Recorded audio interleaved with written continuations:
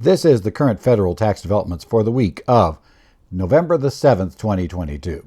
Current federal tax developments are brought to you by Kaplan Financial Education and by your state society of CPAs. I'm Ed Zollers, and we're going to talk to you this week about what's been going on in the area of federal taxes. And a couple of things this week. First, follow up to what we discussed last week. The IRS at the end of this week released the Form 1120S Schedule K2 and K3 draft instructions. And as we'll discover, their exceptions are very similar to the Form 1065 version. So pretty much take what we talked about last week and apply that to your S Corp clients as well. As well, we'll talk about a report from Tax Notes from the AICPA fall tax section meeting, where the IRS gave some indication on when they expect to be releasing some guidance, at least certain guidance, on Section 174. We'll also just talk about a case where the tax benefits alone, the court said, were not sufficient to provide a profit motive in order to justify a taxpayer's investment in a program that involved buying solar lenses, which were leased back to the promoter.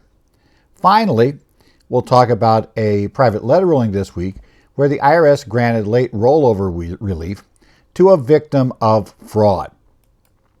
But let's start with the draft 2022 Form 1120S Schedules K2 and K3 instructions. They're released on the IRS's draft form page. Just go to IRS draft, just basically in Google, Bing, whatever search engine you want to use, search for IRS draft forms, and you should be able to get a link to the page. And in that page, you would probably look for Schedule K2. And that would give you the K2s that are up there, the instructions and forms. And this past week, as I noted, the IRS released the 1120S versions.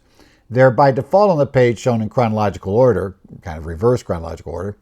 So the most recent stuff's always on top. So as we talk about this today, the 1120S information is on the first page. I'm recording this on Sunday.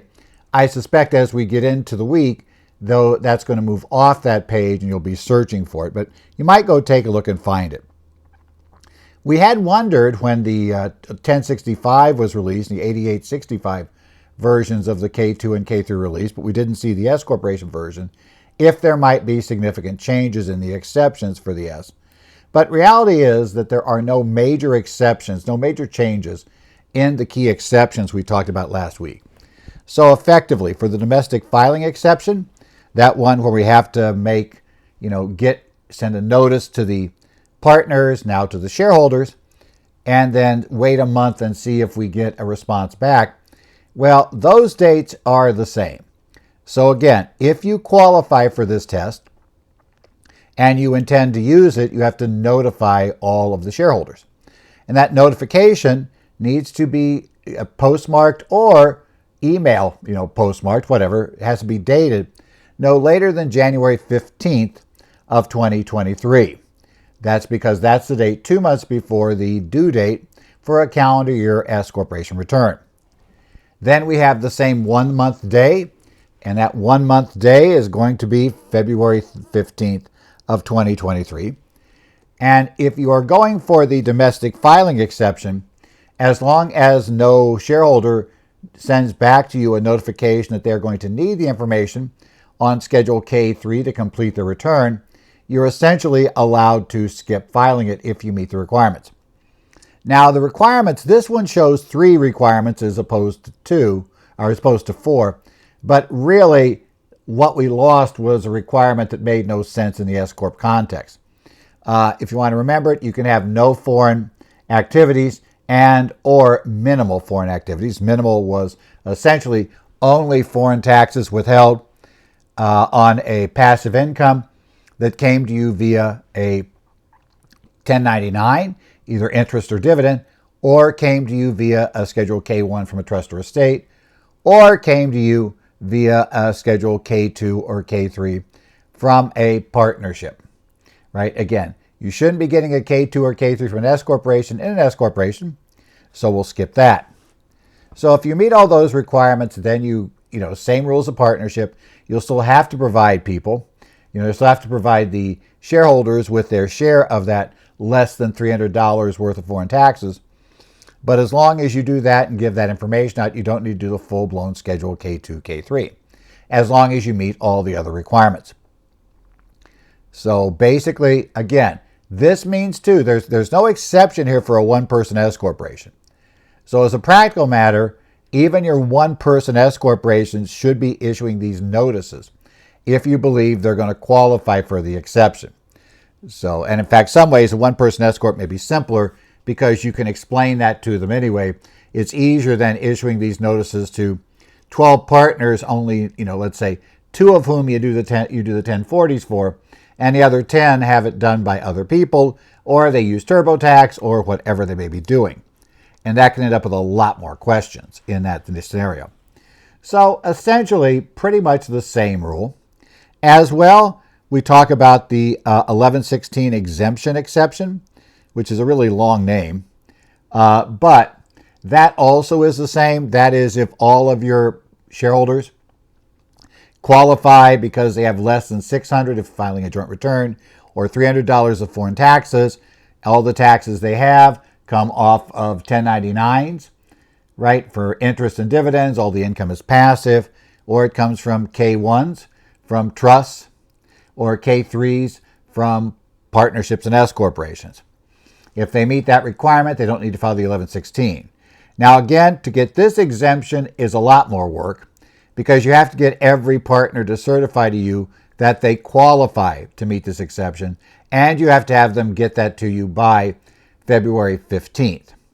Now, as with the partnerships, if you meet the domestic filing exception, but a shareholder notifies you after February 15th that they need the information, you will again, as with the partnerships, simply provide them with a copy of the K3 you would have filed with the IRS, but you will not file a K2 with the IRS, and you'll not file the K3 with the IRS. So, as I said, basically go back to last week's program. You'll find the discussion there for the partnerships. Basically apply that to the S corporation. As well, like the partnership, we didn't discuss this last week, so I'll mention it here. There are some clarifications in there about the use of country codes, some limited cases where the code XX can be used, and also a discussion that you got to go check the 1116 instructions for other exceptions. That this is the backdoor way, as they told us last year in the FAQ, that yes, if you got mutual funds, they don't have to give a country-by-country breakdown, and therefore, obviously, the partnership or the S corporation is not going to be giving that breakdown as well. So that's also discussed in there. So pretty much the same. The K issue there, we have the same deadlines that we probably think are coming up a little too quickly, but it's the same as the partnership. So good news is we don't have to learn a brand new way of doing this for the S corp. Next up, we have an article by Nathan Richman that is titled Research Amortization Procedural Guidance Expected This Year. It was published in Tax Notes Today on November 3rd of 2022. Now, this was, Mr. Richman was reporting from the AICPA's Fall Tax Division meeting in Washington, D.C., and he was reporting on a presentation given by Wendy Fries of the Treasury Office of Tax Legislative Counsel on November 2nd, 2022, at that meeting. And Wendy provided that the agency is aware that procedural guidance on changing the accounting methods for Section 174 is really needed by the end of the year. If you don't remember, under the changes that were enacted as part of the Tax Cuts and Jobs Act, beginning for year 2022, taxpayers must capitalize and then amortize over 5 years, or 15 years if offshore, research. So if you've done any research or experimental expenditures, you have to capitalize those and amortize them out. Obviously, since we have been writing them off immediately, that's going to be a change in the timing of a deduction that is going to require an accounting method change. And even though the law requires it, we still have to have IRS permission. So the agency is somewhat aware they should get that out. It's a little concerning that they've been aware of that since the Tax Cuts and Jobs Act passed back in 2017, and just now they're racing to try to get this out before the absolute last day they could. The problem, if it slips into the next year, is that people then begin sending in people would have had to have filed non-automatic change requests, and it's basically too late to get those for 2022 effectively at this point. So yes, they're going to have to do something automatic. But the more interesting thing was there was no commitment made on when the substantive guidance, because that's the other part that they've agreed to give us, is how in the world does this work? What are the expenses that are covered? And how are we supposed to deal with that? That there is no commitment on that. That may come next year. But as it stands right now, we don't have any guidance in that area. So keep watching here, but we're getting now into the last 2 months of the year. We're beginning to quickly run out of time to know for sure how the IRS is going to interpret the changes on Section 174. I seriously believe the agency was hoping that Congress would make this, kind of reverse this out, allow us to expense. That has been talked about multiple times. I suspect that was the intention when the Tax Cuts and Jobs Act was passed. This was, as I've called it before, a simple budget gimmick to make the numbers look right.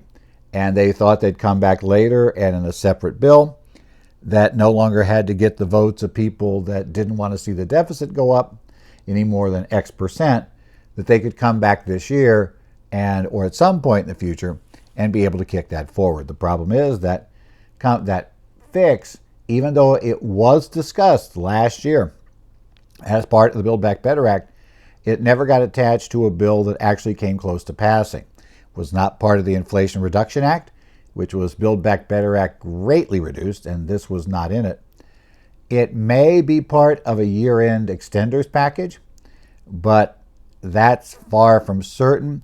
It's possible it will be passed in the next Congress retroactively, which would be less than optimal, shall we say, but Congress really worries about optimizing for how the tax law works in this area.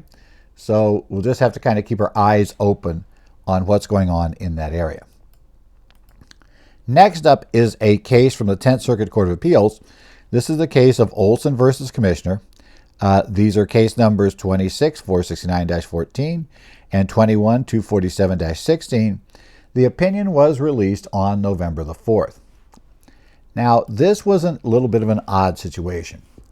The taxpayer had purchased solar lenses from a promoter, and the theory was that we would lease these back to the promoter, who would use these to produce energy. Now, as you'll discover if you read the case, the promoter wasn't really even sure how he'd do it. But the theory was that these lenses would heat up some sort of substance that would then be used to turn turbines, which would then be used to create solar energy. Well, as I said, we never got past really just some bare experimental stages, never actually generated any electricity. But he did sell these solar lenses to various, investors.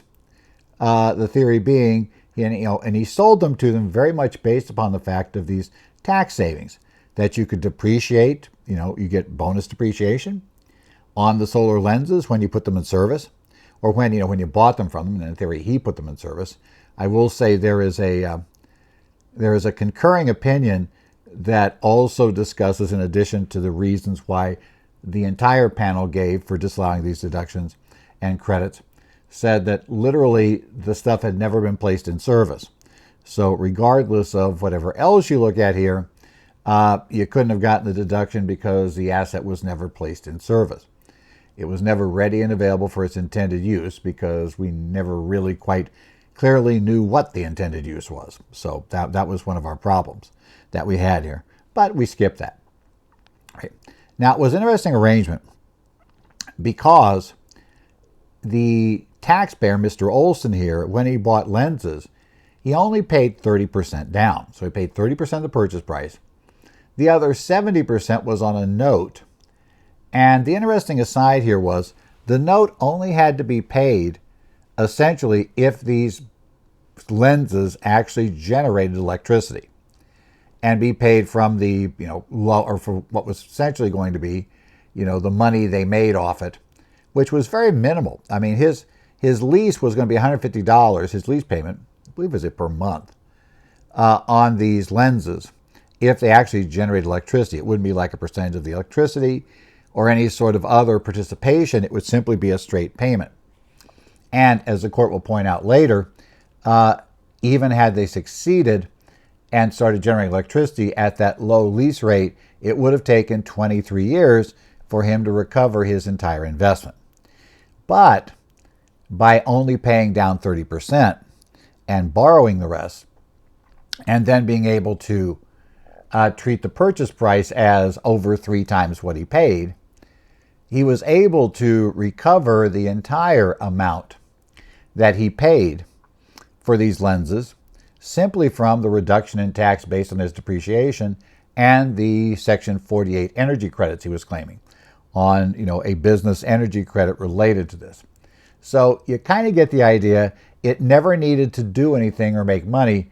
The tax benefits would be more than what he paid, and that's the economics that actually sold the package. As I noted, the project never really got running except for a few tests. It was rather clear. And also the court makes clear the taxpayer, either immediately or very shortly after investing, was very skeptical that it could ever work. Right? Really believing, he thought the lenses looked to be of poor quality, really didn't look like this was something that was, likely to really take off and work. But he still kept buying lenses despite knowing that this thing was never likely to ever work. And obviously, a problem is going to arise there is, why would you keep buying these things if you know for sure the business is never going to work? Right? Why would you enter into this? Well, that's where our problem comes. As I noted, if the project had worked, the lease would only be $150 per month, and it would take 23 years to recover what he had paid. As the court pointed out, and he'd noted about the poor quality of the lenses, it's not clear the lenses would have lasted 23 years. They could have potentially lasted long enough to even have paid off. And remember, this is merely getting back to square zero, no interest yet, no real return on investment. So we've got to go well beyond 23 years before this would begin to have any sort of minimal return on the initial investment of Mr. Olson. Again, not necessarily the best investment we've ever heard of. But as noted, it didn't need to be because the tax benefits were what gave him, paid off what he had given to the promoter. So now the court starts looking at this issue. And the IRS alleged that he had no actual profit motive in this transaction, that he was solely motivated by obtaining a tax benefit or wiping out his taxes. Essentially is how he kind of even phrased it himself, and certain marketing materials did. And the taxpayer said, no, he had an economic, he thought it might be viable, and, and it still made money effectively for him. Now, we do get down to made money because of the tax benefits, because there was no other positive cash flow coming his way in this. Well, the court did, because we're talking about whether there was a profit motive, it did look at, interestingly enough, the factors under the hobby loss rule, found at regulation 1.183-2B. And those factors, like did he have a business plan? Did he do sufficient research? Is he in a position where he could afford to just absorb the losses, etc.? Those 9 factors, which honestly are kind of a pain to work with and realistically aren't very helpful, but the court went through them, and the court found that 8 of the 9 factors went against finding there was a profit motive, and the 9th factor was simply irrelevant, or maybe slightly in his favor. There was no element of personal pleasure, shall we say, in, having bought these lenses. It's not the same as the traditional issue we see with a physician who loves, who gets into horses and ends up, doing these horse breeding operations where it seems like he's not doing much except being able to ride the horses. And that's personal pleasure side of it as opposed to actual business. So that's the only thing. And yet it seems a little difficult to find the personal pleasure from these lenses, which we discover eventually he never even saw.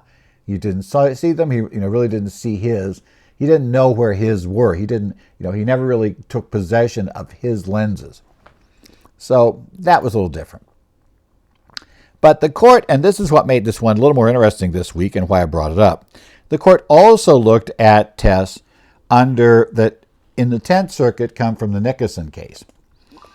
And what that looks at is for 5 factors to determine if there might be a profit motive. Is there not a profit motive? And things that suggest there are not are these 5 factors in Nickerson. If marketing materials focus on expected tax benefits, the taxpayer buys the item for a grossly inflated price without negotiating, the taxpayer doesn't ask the seller about potential profitability, the taxpayer lacks control of the entities, or the taxpayer used non-recourse debt. Now, this comes from a 1992 10th Circuit case, Nickerson versus Commissioner. Now, the panel found that 3 of those items were clear indicators of a lack of profit motive in the case of Mr. Nickerson, or Mr. Olson, I should say. Nickerson had his own issues.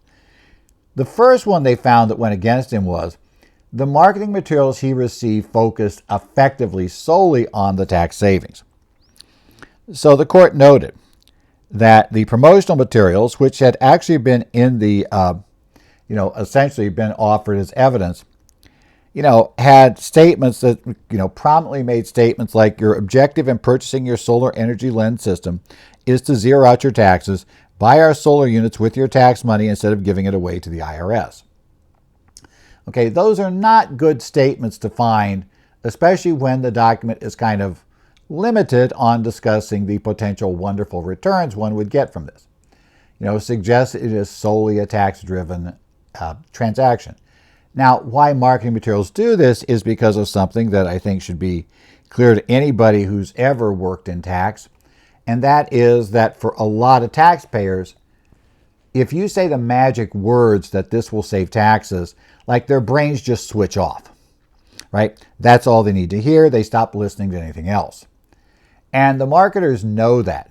Talking about this rather unlikely to ever work, unlikely, not even a real idea currently of how it's going to work, not really any great, history this guy had of putting projects like this together that generated all this electricity. All of that's kind of bad to talk about. So they're going to talk just about the tax benefits, right? And what that suggests is that Mr. Olson's only motivation here was to, save his taxes. And this was added to by an email that pitched to him when it became clear he was interested. He received an email pitch that said, literally, Liz said you may be interested in our new solar tax credit program. I would like to set up a time where we could talk about it in more detail, but I will give you the basics of the program now. And he said, number 1, decide how much you owe in taxes, personally or business. Buy our solar units with your tax money rather than give it away to the IRS. Give the IRS forms number 3468, number 3800, number 4562, and Schedule C instead of money. That's interesting. Okay. Receive nearly double your investment from the IRS in tax benefits. And get income off your equipment for $35 years. I'm not sure what that meant. Okay.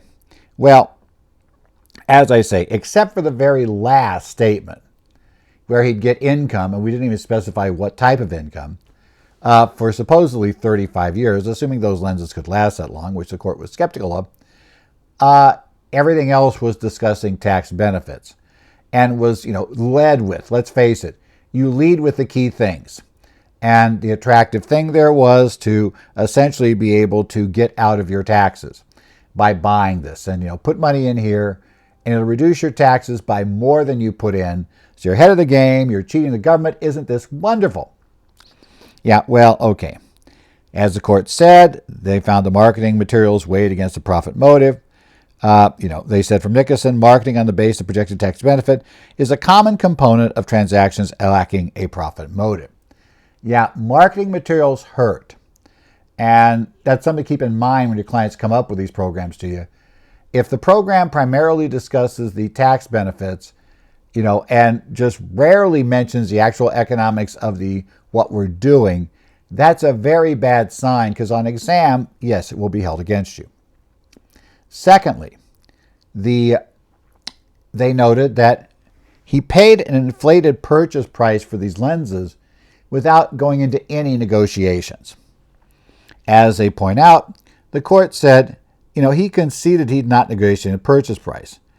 And there was no evidence about the market value of the lenses. He purchased these for each lens, $30,000 in 2009 and $3,500 in 2011 to 2014. After paying for the lenses, he had to lease them to an entity controlled by the promoter. That lease would be free unless the system produced revenue. And if the system were to produce revenue, he would only pay him, actually it was $150 per year, not month. As noted, at that rate, it would take over 23 years for him to break even. No evidence they would last that long.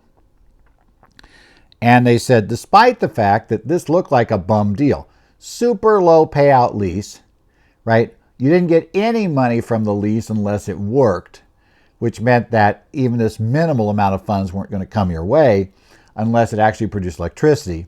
You were yourself wildly skeptical that it would ever do so.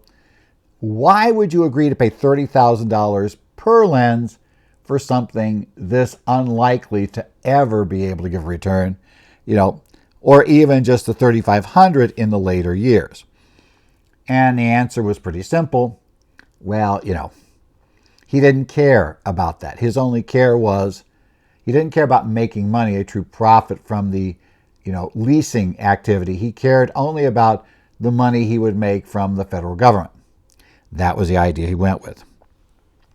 And finally, they noted that, and the court, I should say in this case, the court also noted here, the willingness to forego any negotiation suggests the lack of profit motive. Again, quoting from the Nicholson case, grossly inflated purchase prices set without bargainings are common components of transaction lacking profit motive. In the real world, no businessman is going to buy on these terms something this bad, right? In essence, you're probably not going to buy at all. But if you're going to buy, you're going to suggest the lease has to be redone.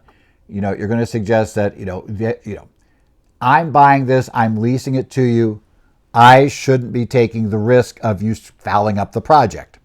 Aside from the risk you might be unable to pay me, I shouldn't take the risk. You should be the one taking the risk since if it does generate electricity, you're the one primarily going to benefit. Finally, he lacked control over the project. Mr. Olson admitted that after buying lenses for 2 years, he did not fully understand the project, and explaining that people asked him what it was specifically that they would be purchasing, and he didn't know, right? He didn't understand. He lacked any control of the operation. I don't even know what you're buying. You're clearly not running the operation. And the court noted it got worse. Not only did he lack any understanding of this particular program, but he never took possession of the lenses he had bought, and he couldn't identify which ones were his. Given that inability to identify the lenses, the court reasonably could find a lack of control over the business, which would weigh against a profit motive. Again, from the Nicholson case, they quote, the taxpayer's lack of control over activities is a common component of transactions lacking a profit motive. Okay, it looks bad for the taxpayer, but the taxpayer did have one final argument. They were going to say that, well, yeah, but because it made money off the tax break itself, that means they did have a profit motive, right? They intend to make profit. And the Olsons rely on a Ninth Circuit case, Sachs versus Commissioner, which was a Ninth Circuit case from 1995, where the taxpayer did hold that the taxpayer's investment wasn't a sham, even though the activity had become profitable only because of a solar energy credit. The Ninth Circuit recognized that Congress sometimes used tax incentive to change investment behavior, and when taxes did intend for tax incentives to change investment behavior, a profit motive might exist even if the tax benefit had been essential to the profitability. But the court found that they could distinguish this case. In the case of Sachs, there was an underlying economic transaction. Now, it was high risk, and it would not have been profitable, most likely, except for the tax benefits given. But since Congress was given a subsidy and Sachs had invested not just to obtain those tax benefits, that it found was a very different case. As they noted, the Olsons have not shown any expectation for the solar leasing business to become profitable even with the tax benefits. They intended a big tax loss to offset his wage income, and they have not shown a clear error in the finding of the court. So they found this case inappropriate. They said if tax savings are your sole reason for entering into a transaction, then that's the definition of lacking a profit motive. You don't care. It doesn't matter. It's irrelevant if the underlying business makes any sense whatsoever. That's not something you care about. That's not your issue. So ultimately, the court found that he did not qualify for any depreciation deduction because there was no trade or business. And because the solar energy credits under Section 48 only are available if you qualify for depreciation or amortization, the court also found that therefore the solar energy credits were out. Now, Mr. Olson did try to argue too late, so the court didn't deal with this, that, well, since they use the hobby loss section of 183, you are allowed a deduction for depreciation on 183 just up to the amount of your income. Well, the court dealt with that by noting that A, since it had zero income, it would still been no depreciation allowed, but B, he raised the issue too late anyway. He didn't raise it at trial, and he can't raise new issues on appeal. But I doubt he would win that one, is kind of how the court read it. As I said, we did have a concurring opinion that also went down the path of saying, look, these lenses were never actually placed in service. And never being placed in service, they wouldn't have been eligible for depreciation, and we go down the whole path as well. Effectively, though, this illustrates the case of you got to watch what your clients are marketed, right? They're going to get a nice, fancy, brochure. They're going to have a very good, glib salesperson because that's what you buy. You want marketing people. You don't necessarily want tax experts. You want marketing people that look like they're experts, and that's usually what these organizations have. Certainly it appears in this case that we had neither a tax expert nor an expert in the basics of generating power from solar devices. There was no expertise there except separating people from their money, it would have appeared. So he was good at that, I guess, was the promoter in this case. That was kind of the problem. You got to watch this and be very careful when the only thing the client can tell you about when you ask them why you're doing this is the wondrous tax savings. They have no idea about the other underlying economics. That's a really good sign that this, if the IRS challenges it, is likely to be blown up. It'll be found to be a sham transaction, and all tax benefits will be disallowed. And since this thing never could make money, and the promoter is likely uncollectible in terms of recovering money from, the client's just out whatever they got taken for. Now, next up is a case that's kind of interesting, or a private letter ruling. This is private letter ruling 2022-44029. It was issued on November the 4th, and this is a case of a taxpayer trying to get a late IRA rollover. And we don't see as many of these anymore because the IRS now has a very broad set of automatic cases that covered some of the things they used to have to issue a lot of private letter rulings for. And that's good for taxpayers because private letter rulings cost money, right? They're not zero cost, and they take quite a while to get. But this turns out to be a case that's not in the IRS automatic list. Whether it should be another question, but it's here.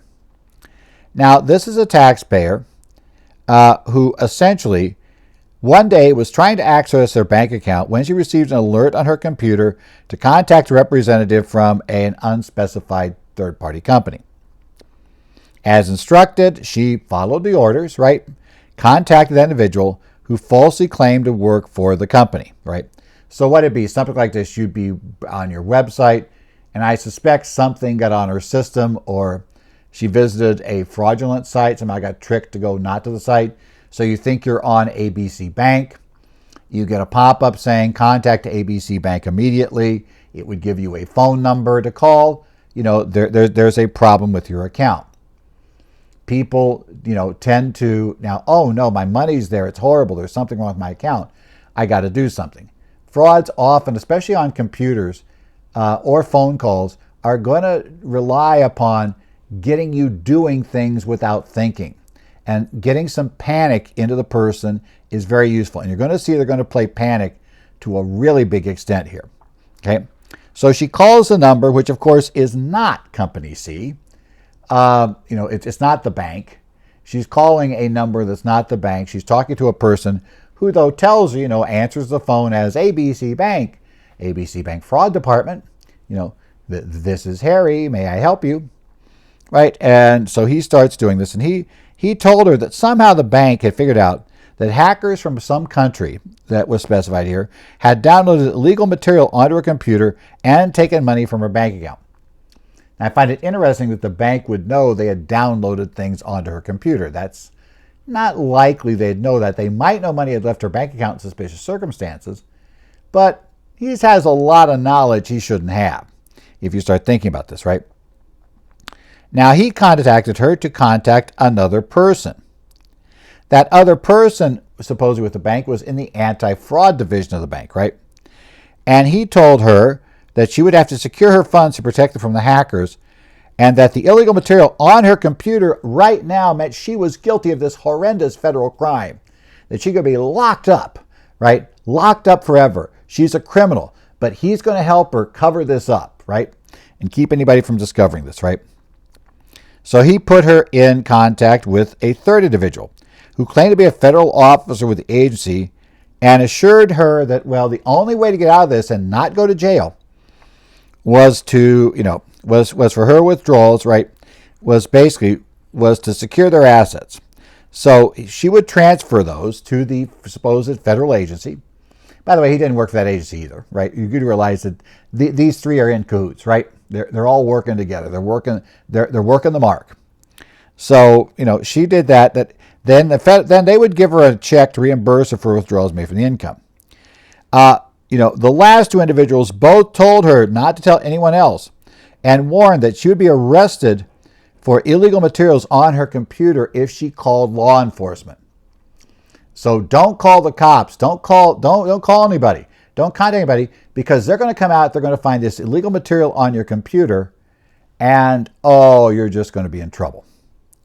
Well, what eventually happens she did it. She withdrew the money from her non-IRA accounts, and she withdrew the money from the IRA.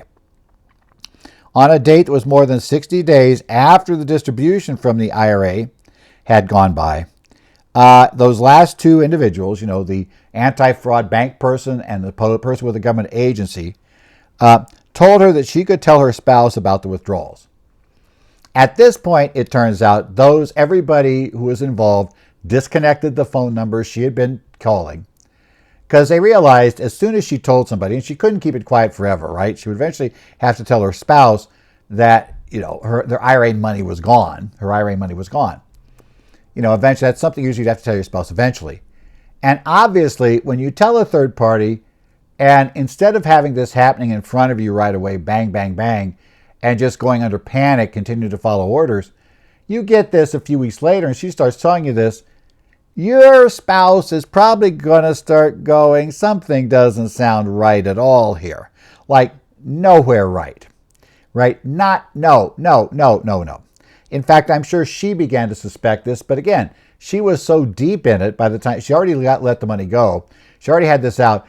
It became one of those things where once you're victimized like this, you just keep hanging on the hope it's legit. Because if it's not, you realize everything's gone. Well, she realizes it now for sure, because as she said, the phone numbers she'd been assigned, had been reassigned or were no longer in service. And finally, she contacted the local law enforcement offices to report the fraud. Yeah, finally. Of course, after everybody had skipped town, she reported the fraud. So now she has a problem. Now, based on this, she asked the IRS to grant her the right. Apparently, she did have other funds available, so she could return funds and at least restore her IRA account.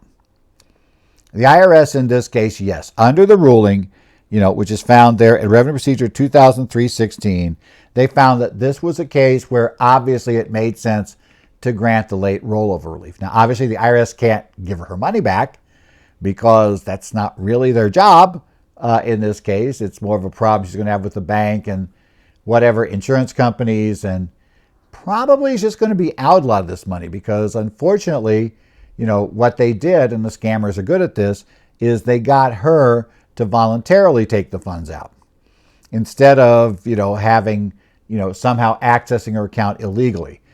They got in, they got it done, they got her to do it. That makes it a lot tougher to reverse this because everything's kind of coming under her account. And I guarantee you, wherever she sent the money, all traces of that are also gone by this point. So, wasn't good. This case is probably more useful just to remind you and maybe remind your clients of the nature of these frauds. People like to be trusting. people jump too quick.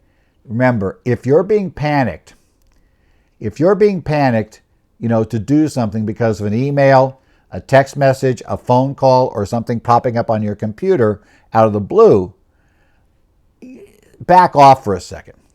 And I think a key thing which I've always suggested is, even if, as I know, for instance, I know certain credit card companies that I've had over the years have gone ahead and sent me a text message if they were concerned that somebody might have, charged something on my credit card that wasn't authorized.